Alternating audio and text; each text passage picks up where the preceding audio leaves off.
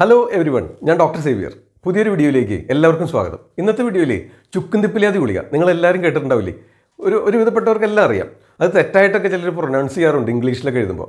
ചുക്കും തിപ്പല്യാതി ഗുളിക. കാരണം എന്താ വെച്ചാൽ വേറെ ഒന്നല്ല, ഇതിൽ ചുക്കും ചെറുതിപ്പലിയും ജീരകവും അതൊക്കെ തന്നെയാണ് ഇതിലെ പ്രധാന ഘടകങ്ങളെ മരുന്ന് തയ്യാറാക്കാനായിട്ട് ഉപയോഗിക്കുന്നത്. ഇത് പ്രധാനമായിട്ട് കഫസംബന്ധമായ രോഗങ്ങളാണ് ഉപയോഗിക്കുക. ശ്വാസമുട്ട്, കഫക്കെട്ട്, ചുമ, തുമ്മൽ, സൈനസൈറ്റിസ് ഇതിനൊക്കെ ഉപയോഗിക്കും. ഒപ്പം തന്നെ ഈ അഗ്നിദീപ്തി ഉണ്ടാക്കും. അപ്പോൾ അതുകൊണ്ട് വയറ്റിൽ കഫം കെട്ടുമ്പോഴും ഇത് ഉപയോഗിക്കാറുണ്ട്. ചിലതരം മൈഗ്രെയിൻ രോഗാവസ്ഥകളിലും ക്ലിനിക്കൽ പ്രാക്ടീസിൽ ഉപയോഗിക്കാറുണ്ട്.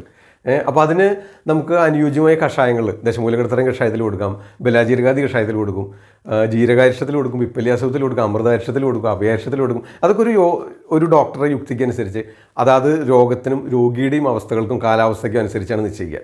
അപ്പോൾ ഇതിൽ ഈ ചുക്ക്, ചെറുതിപ്പിലി ഇതൊക്കെ ചൂടുള്ളതും ജീരകം ഒക്കെ ദഹനശക്തി വർദ്ധിപ്പിക്കുന്നതും അഗ്നിയെ ദീപിപ്പിക്കുന്നതുമായിട്ടുള്ള സ്വഭാവമുള്ള ഔഷധദ്രവ്യങ്ങളാണ്. അപ്പോൾ അതുകൊണ്ട് ഇതിൽ രുദ്രാക്ഷം വരെ ചേരുന്നുണ്ട്, മനസ്സിലായില്ലേ? അപ്പോൾ അത് നിങ്ങൾക്ക് ശരീരത്തിന് വളരെ ആവശ്യമുള്ള ഒരു ഔഷധക്കൂട്ടാണ്. അതുകൊണ്ടാണ് ഞാനിത് മറ്റൊരു വീഡിയോയിൽ ഫസ്റ്റ് എയ്ഡായിട്ട് ഉപയോഗിക്കാമെന്ന് പറഞ്ഞിട്ടുള്ളത്. കാരണം നിങ്ങൾക്ക് പ്രത്യേകിച്ച് ലക്ഷണങ്ങളൊന്നും നോക്കാതെ ഏതൊരു രോഗാവസ്ഥയിലും കണ്ണടച്ച് ഉപയോഗിക്കാൻ പറ്റും. മറ്റ് സൈഡ് എഫക്ട്സ് ഒന്നുമില്ല. മനസ്സിലായോ? എന്താ വെച്ചാൽ അതിൽ ചേരുന്ന ദ്രവ്യങ്ങളൊക്കെ ശുദ്ധി ചെയ്ത് കൃത്യമായിട്ട് ചേർക്കുന്ന ഔഷധദ്രവ്യങ്ങളാണ്, ധാരാളമായിട്ട് സുലഭമായിട്ട് ലഭിക്കുന്ന ദ്രവ്യങ്ങളാണ്. അപ്പോൾ അതുകൊണ്ട് ഭയം കൂടാതെ ധൈര്യമായിട്ട് കഴിക്കാം. പ്രത്യേകിച്ച് ഊർജ്ജതൃ വികാരങ്ങൾ, അതായത് ശിരോരോഗങ്ങളില്ലേ, നമുക്ക് തലവേദന, മൈഗ്രെയിൻ, കലശലായ തലവേദന വരിക, അല്ലെങ്കിൽ മൂക്കടപ്പ്, തുമ്മൽ, ജലദോഷം, നേസൽ പോളിപ്പും സെപ്റ്റൽ ഡീവിയേഷനൊക്കെ ആയിട്ട് തുടർച്ചയായിട്ട് തുമ്മുന്നവരുണ്ട്. അവർക്കൊക്കെയുള്ള പ്രിസ്ക്രിപ്ഷൻസ് നോക്കിയാൽ മറ്റു മരുന്നുകളുടെ ഒപ്പം മിക്കവാറും ആയുർവേദ ഡോക്ടേഴ്സ് ഈ ചുക്കുംതിപ്പില്ലാതി ഗുളിക നിർദ്ദേശിച്ചിട്ടുണ്ടാവും.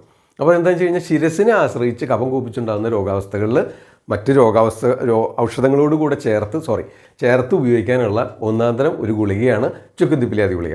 അതുകൊണ്ട് തന്നെയാണ് ഞാനിത് യാത്രകളിലൊക്കെ ഒരു ഫസ്റ്റ് എയ്ഡ് പോലെ നിങ്ങളുടെ കൈകളിൽ സൂക്ഷിക്കാനായിട്ട് പറഞ്ഞിട്ടുള്ള 3 ഗുളികകൾ കഴിഞ്ഞ വീഡിയോയിൽ പറഞ്ഞിട്ടുണ്ടായിരുന്നു. ധന്വന്തരി ഗുളിക, വിട്ടുമാറൻ ഗുളിക, ചുക്കുംതിപ്പില്ലാതി ഗുളിക. അപ്പോൾ അതിൽ ചുക്കുംതിപ്പില്ലാതി ഗുളിക തനിച്ച് ഒന്ന് പറയാമെന്ന് വിചാരിച്ചു. കാരണം ഇത് ആമപാചനം ഉണ്ടാക്കും. ആമാവസ്ഥ എല്ലാ രോഗങ്ങളിലും ഉണ്ടാവും. കഫം വർദ്ധിച്ചാണ് മിക്കവാറും രോഗങ്ങൾ ഒരവസ്ഥയിൽ കഫം വർദ്ധിച്ച് രോഗങ്ങളുണ്ടാവും. മനസ്സിലായോ?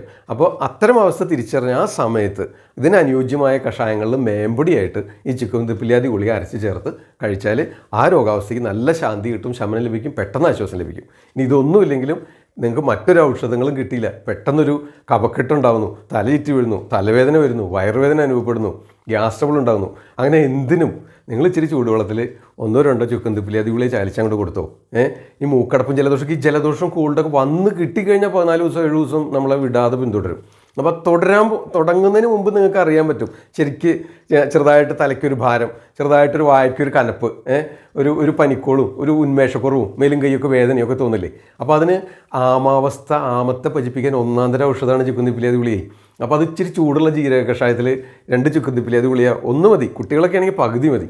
ഇനി വളരെ കൂടുതലുണ്ട്, ധാരാളം ബോഡി വെയിറ്റ് ഉള്ള ആളാണെങ്കിൽ 2 ചുക്കുംതിപ്പില്ലാതി എടുത്താലും വിരോധമൊന്നുമില്ല. അതങ്ങോട്ട് ചാരിച്ച് അതങ്ങോട്ട് കൊടുത്തു കഴിഞ്ഞാണ്ടല്ലോ ആ ദഹനമൊക്കെ അങ്ങോട്ട് ശരിയാകുമ്പോൾ അഗ്നിദീപ്തി അങ്ങോട്ട് ഉണ്ടാകുമ്പോൾ ഈ കഫം അങ്ങോട്ട് ക്ഷയിക്കും. അപ്പോൾ തന്നെ ഈ ശിരസിനെ ആശ്രയിച്ച് കഫക്കെട്ടുണ്ടായിട്ടാണ് ഈ തലവേദന മിക്കതും ഉണ്ടാവണതേ. അതുപോലെ ഈ ജലദോഷവും മൂക്കടപ്പും തുമ്മലൊക്കെ ഉണ്ടാവണേ. അപ്പോൾ ആ കഫം അങ്ങോട്ട് ക്ഷയിക്കുന്ന ഈ അഗ്നിക്ക് ദീപ്തി അങ്ങോട്ട് വരുന്ന കഫം അങ്ങോട്ട് ക്ഷയിക്കുമ്പോൾ മൂക്കടപ്പൊക്കെ മാറി, തലവേദനയൊക്കെ മാറി, ആ ഉന്മേഷക്കുറവും ചൊടിയില്ലായ്മയൊക്കെ മാറിയിട്ട് നമ്മളങ്ങോട്ട് ആക്റ്റീവ് ആവും. ഓക്കെ. അപ്പോൾ അതിന് വളരെ നിത്യജീവിതത്തിൽ വളരെ പ്രാധാന്യമുള്ള പ്രയോഗ സാധ്യതയുള്ള ഒരു ഗുളികയാണ് ചുക്കുംതിപ്പില്ലാതി ഗുളിക. ഒരു ഫസ്റ്റ് എയ്ഡ് എന്നോണം നിങ്ങളുടെ വീടുകളിൽ സൂക്ഷിക്കണം. പ്രത്യേകിച്ച് യാത്രകളിൽ ഒരു 10 ഗുളികയെങ്കിലും കയ്യിൽ വയ്ക്കാൻ മറക്കരുത്.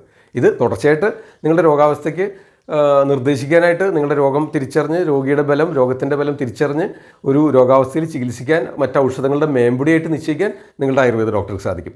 അപ്പോൾ അത്തരം അവസ്ഥയിൽ ഒരു ഡോക്ടറുടെ നിർദ്ദേശാനുസരണം മാത്രമേ ഗുളിക ഉപയോഗിക്കാൻ പാടുള്ളൂ എന്ന് പ്രത്യേകമായിട്ട് ഓർമ്മിപ്പിക്കുകയാണ്. വീഡിയോ ഇഷ്ടമായെങ്കിൽ ലൈക്ക് ചെയ്യണം, മറ്റെല്ലാവരിലേക്കും ഷെയർ ചെയ്ത് കൊടുക്കണം. നിങ്ങൾക്ക് അല്ലെങ്കിൽ മറ്റൊരാൾക്ക് ഉപകാരപ്പെട്ട് ചാനൽ സബ്സ്ക്രൈബ് ചെയ്യാത്തവർ ആ റെഡ് ബട്ടണിൽ പ്രസ് ചെയ്തിട്ട് ചാനൽ സബ്സ്ക്രൈബ് ചെയ്യാൻ ഓർമ്മിപ്പിക്കുകയാണ്. വീഡിയോ ലൈക്ക് ചെയ്യുക, ഷെയർ ചെയ്യുക, സബ്സ്ക്രൈബ് ചെയ്യുക. ഞാൻ തുടർച്ചയായിട്ട് വീണ്ടും പറയാറുണ്ട് അല്ലേ? ഓൺലൈൻ കൺസൾട്ടേഷൻ ആവശ്യമുള്ളവർ ഇവിടെ കാണുന്ന നമ്പറിൽ വിളിച്ച് ബുക്ക് ചെയ്യേണ്ടതാണ്. മറ്റൊരു വീഡിയോയിൽ അടുത്ത ദിവസം വീണ്ടും കാണാം. തൽക്കാലം നിർത്തുന്നു. ഞാൻ ഡോക്ടർ സേവിയർ, ആദ്യം ആയുർവേദം.